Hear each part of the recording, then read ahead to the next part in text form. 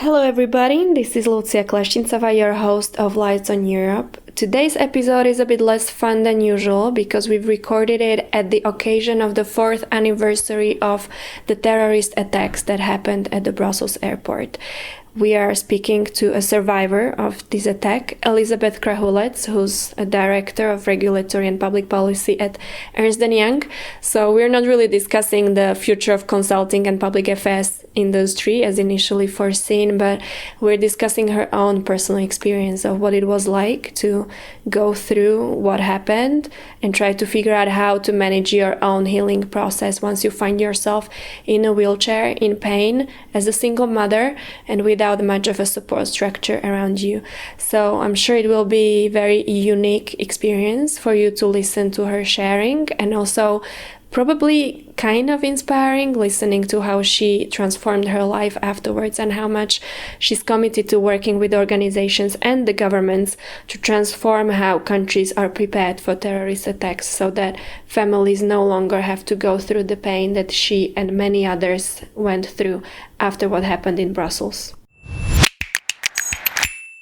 Hello, Elizabeth. Thank you very much for accepting the invitation for our podcast at this very special period of the year for you and for us. Hi, Lucia. Thank you very much. What is new and what is a super, kind of special angle about the conversation with you as our guest is that initially when we were planning to have the conversation, we were going to talk about your corporate career, about the consulting and public affairs business in Brussels, about you being a woman leader in one of the biggest consultancies in the world. But then our conversation diverted to something that I find can be equally enriching for our audience. So if that's okay for you, let's look more at the experience that you went through a couple of years ago, being a victim of the terrorist attack here in Brussels. So thank you once again for being open to discussing this, because I feel it's been a very special event for the country, for Europe, and obviously for hundreds of people and the families that went through it. So thanks once again. Thank you. Yeah, now why don't we open up with as deep or as wide as you are willing to go with explaining to our audience what is it that happened, to which degree were you involved in or impacted by the attack? Sure. It's almost 4 years now, and after 4 years, of course, it's easier to talk about it, but it's still not easy. It's also because time heals.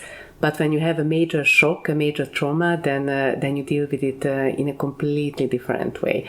And of course, as you mentioned, we started to talk about female leadership, and then we touched upon the fact that I was injured during the terrorist attack in Brussels, and why? Because my role as an EMEA associate partner also involves traveling, and that was a Tuesday morning. I was going to work, basically to the airport, to travel to another country to do my job, and that's when this unfortunate terrorist attack happened, and that was a huge shock, and my life completely changed, and I believe it never will be the same, and it's absolutely normal. I'm disabled now.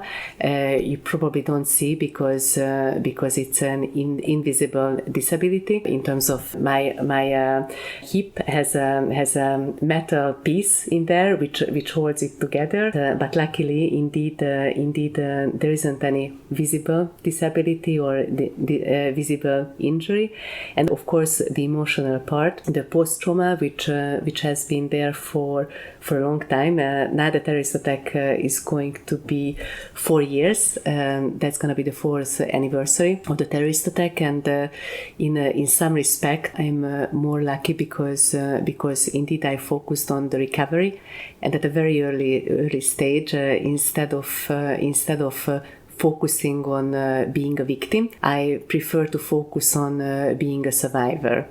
And I guess it must have been really difficult for you to get into this mindset, because for sure, it must have been obviously it's a trauma, it must have been very difficult, very painful, and also complicated from the everyday logistics perspective, because you're also a single mom, you are an executive in a company. So I don't know what were the first things running through your mind, but I guess it must be pretty challenging. So it feels like it's a very brave words to hear you're focusing on the recovery, but I wonder how it was the early days, weeks and months after it happened, where I'm sure the support system that you have around you is everything in helping you obviously survive and get your health back to a certain extent, but also to save your mindset and find the right way of going through the experience. So yeah, who was your success factors or your angels that helped you go through it immediately afterwards? Well, of course, the first thing in my mind, it wasn't about the pain, but that being said, I had a huge pain because I had a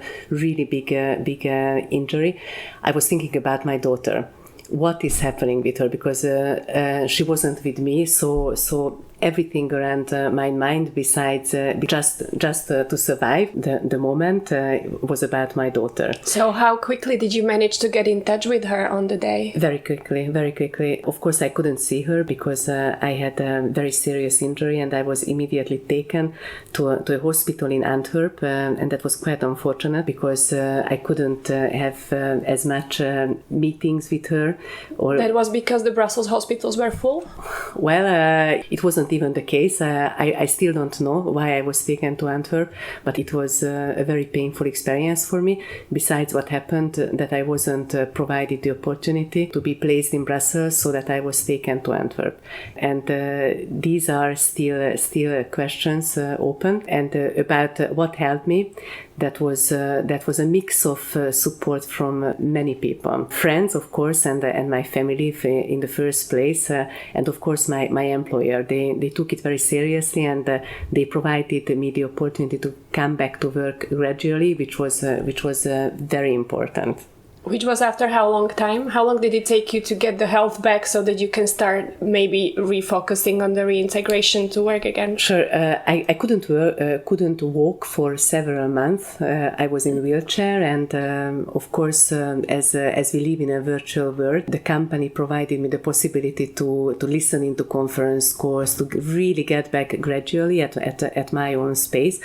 And the first time I got back to work was 8 months after the terrorist attack. So it was a very long period. And to me, work was always a tool. Something to focus on, so that instead of feeling all the time sorry and considering what happened in the past, I really tried to focus on the future, and that was also thanks to my daughter, because at one point after a couple of weeks she told me very honestly that our life wasn't the same, of course, because I couldn't leave, and that sentence remained and really helped me to build my resilience. Whatever happened, to focus on the positive, and probably that's one of the main benefits of being a survivor. That I don't need to learn from books about what is resilience, because I really felt it and experienced it on my skin, and basically just to focus on the next step, what positive can come out about even a tragic situation like this. Was there one special element, person, book, or piece of wisdom that you received that helped you transform that mindset? Because I think it's really the hardest thing that people can go through when you're like really deep down in some kind of a pain, to get yourself out of that deep place, right? And nobody can do it other than the person who's impacted by the pain that happened in their life. And sometimes people have some kind of a trigger or a moment which brings that realization, where they say to themselves, now if this is what I've been going through, there's a reason probably, and they try to transform that situation that is going to be beneficial to themselves or their immediate surroundings in some way. Sure. Was it for you more of a process, or was there like one trigger or a moment which helped you shift that mindset? To me, like of course, when you almost die, and I was really close to dying, that's a huge shock, and that changes everything around you. In a way, it slows you down, and it was overall a process, because it's really difficult to find someone who went through exactly the same. So I kept asking coaches, psychologists, psychiatrists about the best way to get through, and they weren't able to give because it's such a unique, lucky situation. So that we don't have that much experience, especially this part of the work. And I had to find bits and pieces, whatever helped me. And overall, what really helped me to create as many positive opportunities to support others. And how can you support others? I learned it that when I talk about what happened with me, I don't only talk about myself. I'm speaking up for others as well, and that also helped me to get out of the most difficult period, because I had lots of speaking opportunities where I represented all the other victims, and as I'm involved in policy making, I could easier point out critical points when the policy can and could help victims, because there are some lower hanging fruits, and that's what really helped me to focus on the positive solutions, what could help for others, because many legislators are not in the possession of being aware what could help victims. If you tell them, they might be able to help, and in that respect we have achieved a lot of progress. It's still not the end, because as a victim, and now I'm focusing on the victim side, we are suffering a lot from the insurance companies' practices. After 4 years, I'm still not compensated for the terrorist attack and all what we suffered. Of course, that cannot be compensated, but still there should be more collective responsibility in terms of finding out how to best compensate and support victims. So it's a very difficult question to ask, in a sense of, with the benefit of hindsight, what is it that they should have been doing differently? Because hopefully this thing is never ever going to happen again, which is almost a typical kind of downside of preparing for any kind of crisis at the national level, where usually not enough investment is put at the table because you hope it's never going to happen. And so I wonder to which degree the state of Belgium, or probably other member states, are also learning as much as you would hope for, learning from the experiences of people like you who have not only been through the experience, but you're also wise enough or professional enough to give them that policy advice and walk them through the design of a policy solution, because you have probably been blessed enough to have the support structures around you. But I can imagine that there were many victims who wouldn't have had the financial resources or the intellectual capacity around them to help them reintegrate back, and probably they have stayed on sick leave or unemployed or impacted to a bigger degree because they didn't have the support structure or weren't able to recreate it in such an improvised way as you were able to do it thanks to your company. Sure, and in terms of what the governments could help, and I hope that also the Belgian government is working on this to create a one single point contact, because by being a victim and without set procedure, I had been interviewed over 20 different doctors and many other representatives, and getting back to what happened and explaining from the very beginning. And it's simply because there's 20 different departments which are involved with the case for you to give you your compensation and assess the case. Some of them, yes, but some of them was just purely as a result of the insurance company's practices. They are not there to support victims. They are there to make the process as complicated as possible and as long as possible. And that has to be stopped, because first we are victims, but now I learned what is double, triple, and so on victimization. It's not enough that you are a victim, but you have to go through all these painful processes. And in terms of what the society, employers, and others can do to provide as much flexibility as possible, and that's where I would draw some parallel about being a female employee and getting back to work, for example, after you have children, because the most you can receive, the most support you can receive, to have flexibility and trust, and I think it's invaluable. And so all these measures that we talk about, which allow women to reintegrate better into the career and into the corporate life once they will have had babies, it's almost like exponentially bigger when you're a victim. And so you were a target of probably, or a user or a designer of these measures yourself for yourself. And now probably there's many other women in your company and in the industry benefiting from it. So it must be pretty challenging, but I guess if you were at the stage of your career when you were already high enough in the hierarchy, you're probably much more powerful, or you have a bigger leverage to push these measures through. So probably that's one of the benefits of the trauma, when it allows you to push the change a bit quicker.